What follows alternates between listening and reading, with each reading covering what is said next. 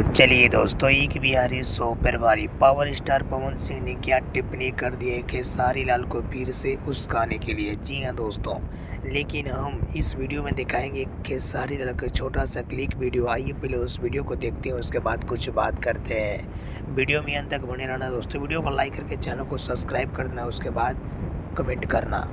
यह बहुत भीड़ की वजह से थोड़ा सा गाड़ी बढ़ ही नहीं रही है, कहीं भी जहाँ भी उतरो वहीं से रोड शो शुरू हो जाता है।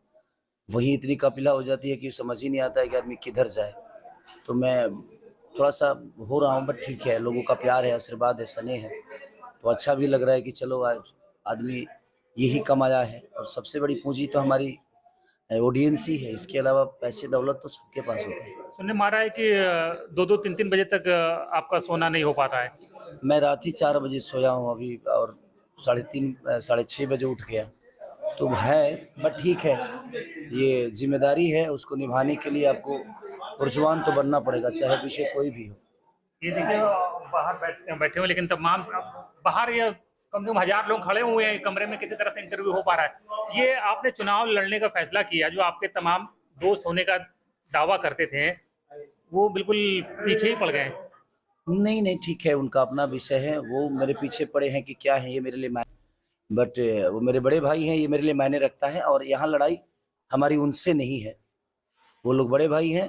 ठीक है, चुनावी माहौल में हर आदमी एक दूसरे को बोलता है, कहता है, क्योंकि वो जिस पार्टी में है, भाई उस पार्टी के कहीं ना कहीं कार्यकर्ता भी हैं, तो उनको तो अपने पार्टी की बुराइयों को में भी अच्छाई ढूंढना है, और अपने अपने अंदर भी बुराई है, उसके बावजूद भी दुनिया को बुरा बोलना है। खुद तो सांसद विधायक बन गए हैं, और खेसारी लाल अगर चुनाव लड़ रहे हैं तो उसमें समस्या उनको क्यों हो रही है भाई? आप भी तो लड़े हो चुनाव। नहीं, समस्या अब ये तो उनसे ही पूछिए कि समस्या उनको क्या है, क्योंकि मैं तो उनको अपनी समस्या में नहीं रखता। मैं मुझे लगता है कि मैं उनको हमेशा से सम्मान देता हूँ। हाँ, बातों का जवाब देना मेरा कर्तव्य है, क्योंकि मैं जिंदा हूँ तो मुझे समझ में आता है। तो बातों की अगर बात है तो भाई, बात अगर आपको करनी आती है तो मुझे भी तो करनी आती है। मैं आपका सम्मान करूंगा, बट मेरे कहने का मतलब कि जो मेरे विरुद्ध में बातें होगी, तो सफाई देने के लिए मैं भी तो आपका तुलना करूंगा ना, कि भाई आप ये हो तो मैं ये हूँ। तो उसके लिए आदमी बात कर लेता है, अदरवाइज मुझे बहुत ज्यादा शौक नहीं है कि मैं उनकी बातों पर बात करूं। मेरा विषय यहाँ की रोजी रोजगार के लिए है, मेरा विषय बच्चों की शिक्षा के लिए है, पलायन के लिए है, अस्पताल के लिए है, बेहतर व्यवस्था के लिए है। जो भेदभाव हमारे बाकी राज्यों की तरह हमारे यहाँ लोग नौकर तो पैदा होते नहीं है, लेकिन ये ट्रेन भेजकर हमें हर शहर का नौकर बना के बैठे हैं। मैं उस पर बात करता हूँ, और मैं यही चाहूंगा कि मेरे भी 4 बड़े बड़े भाई जो हैं, उनको भी अपने बिहार के लोगों के लिए रोजी रोजगार पे ही बात करना चाहिए। अनर्गल बातें, खेसारी क्या है, कैसे है, वो कैसे हैं, क्या है, ये विषय नहीं है अभी। अभी विषय है बिहार के लोगों की समस्या। तो मुझे लगता है कि हमें छोड़कर उनको समस्या पे बात करनी चाहिए। समस्या यही क्या कि खेसारी के पास जितनी भीड़ आ रही है उसकी आधी भी नहीं बटोर पाते हैं लोग। नहीं, ठीक है, वो अपना अपना प्यार है, लोगों का स्नेह है, मुझे मिलता है ज्यादा तो ठीक है। ये तो लोगों का प्यार है, जब मुझे इतना जन सैलाब मिल रहा है, वो भी अपनी जगह पे बिल्कुल सही है कि उनमें भी जो आती है उनके अपने सपोर्ट, और एक एज ए कलाकार के तौर पे उनके पास लोग आ रहे हैं। वो जहाँ भी प्रचार करने जा रहे हैं तो वो एक कलाकार के तौर पे आ रहे हैं। मेरे यहाँ जो भीड़ है एज ए प्रत्याशी भी है और कलाकार भी है, तो दोनों मिक्सअप है। आपके बहाने निरहू ने एक बड़ी यादव कम्युनिटी को टारगेट किया है, और गुस्सा भी उसको लेकर एक समुदाय विशेष को यदमुल्ला उन्होंने कह दिया भाजपा के नेताओं को खुश करने के लिए। देखिए, मेरे कहने के मतलब कोई भी मुसलमान हो या हिंदू हो, हम तो सबसे पहले इंसान है ना। ये कोई जरूरी नहीं है, हम यहाँ पैदा होते हैं तो एक इंसान पैदा होते हैं, आने के बाद यहाँ पे जाति धर्म ये वो चीजें बदल जाती है। इसीलिए मैं कह रहा हूँ ना कि शिक्षा बहुत जरूरी है, ताकि हम लोग एक दूसरे को जब शिक्षित होंगे तब हमें समझ में आएगा कि नहीं, इंसान होता है, कोई जात नहीं होता है। और मुझे नहीं लगता है कि जात किसी का विकास करता है। इंसान इंसान को देखता है, और उसके अंदर इंसान के लिए जो सम्मान होती है तब जाके विकास होता है। तो ये कोई विषय नहीं है। यद मेरे यदमुल्ला होने से ऐसा नहीं कि बिहार का रोजगार रुका है, बेरोजगारी जो चरम सीमा पे है, ये मेरे यदमुल्ला होने के, तो उनके शब्दों के साथ नहीं हूं मैं, बट ठीक है, कोई बात नहीं। ये 10 साल से जब से वो एनडीए में गए हैं तब से उनको पता चल रहा है कि मैं यदमुल्ला हो गया। उससे पहले तो वो भी कई सारी मुसलमानी कैरेक्टर में फिल्म कर चुके हैं। तो अगर उनको ज्यादा प्रॉब्लम मुसलमान भाइयों से था तो ऐसा उनको काम ही नहीं करना चाहिए था पहले। अगर आपको शुरू से सनातनी है आप, तो आपने ऐसा क्यों किया? आपको ट्रेंडिंग स्टार किसने बनाया? पवन सिंह कह रहे हैं कि किसने बताया उनको याद रखना चाहिए, और आप हालांकि बात तो मैच्योरिटी की कर रहे हैं, लेकिन कह रहे हैं अंड बंड बोल रहे हैं। नहीं, ठीक है, उन्होंने मुझे बनाया है, किसने बनाया है ये तो सबको पता है। तो अगर आपके बस में इतना ही है तो आपके परिवार में बहुत सारे गायक हैं, आपने उनको क्यों नहीं बना दिया? ये भूलने वाली बात है सर। मैं क्या बोला कि मेरा विषय यहाँ है ही नहीं। यहाँ मुद्दा समाज का है, बिहार के बेरोजगारी पे है। तो ये उस पे बात करें, मुझे छोड़ें।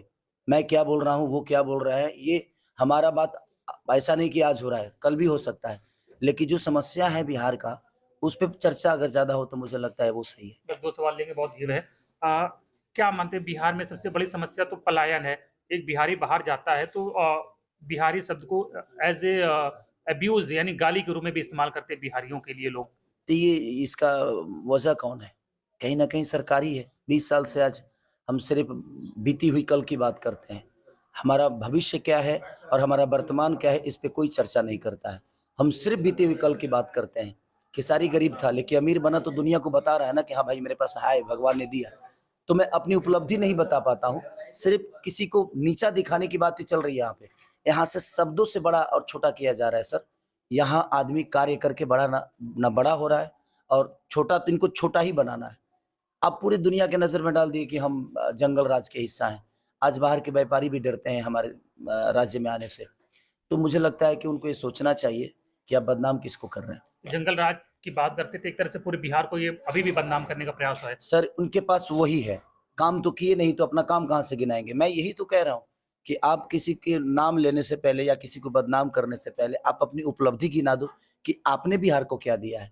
तो इनके पास कोई जवाब ही नहीं है, तो सिर्फ़ ये बात करेंगे और ये सिर्फ़ किसी पे पर्सनल अटैक करते हैं कि ताकि दुनिया उस शब्द के साथ दूसरे दिशा में चली जाए और इनसे विकास की बातें कोई ना पूछे।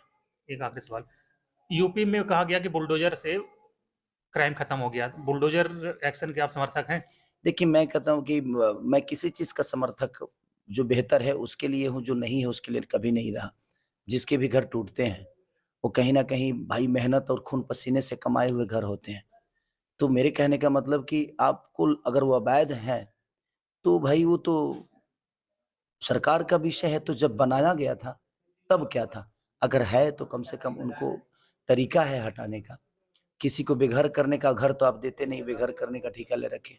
तो ये सही नहीं है, मुझे लगता है कि किसी परिवार को आहत होती है, तो उस पे सरकार को विचार करना चाहिए। एक आखिरी सवाल, अखिलेश यादव आए थे तो बार-बार आपको मतलब बिल्कुल छोटे भाई और ऐसा प्रचार तो वो किसी के करते दिखे नहीं। ये मेरा व्यक्तिगत संबंध है अखिलेश भैया से और मैं उनको बहुत प्यार करता हूँ, क्योंकि वो जितने बेहतर नेता हैं, उतने ही बेहतर इंसान हैं। तो ऐसे लोग बहुत कम मिलते हैं। तो चलिए दोस्तों, उम्मीद करता हूँ कि अपनी ये वीडियो पूरा ज़रूर देख लिए होंगे दोस्तों। मिलते हैं आप सभी के साथ नेक्स्ट अगली वीडियो में और अगले टॉपिक के साथ। तब तक आप सभी को जय हिंद और जय भारत दोस्तों। अगर कोई ऐसा सवाल हो तो कमेंट बॉक्स में ज़रूर कमेंट करें दोस्तों।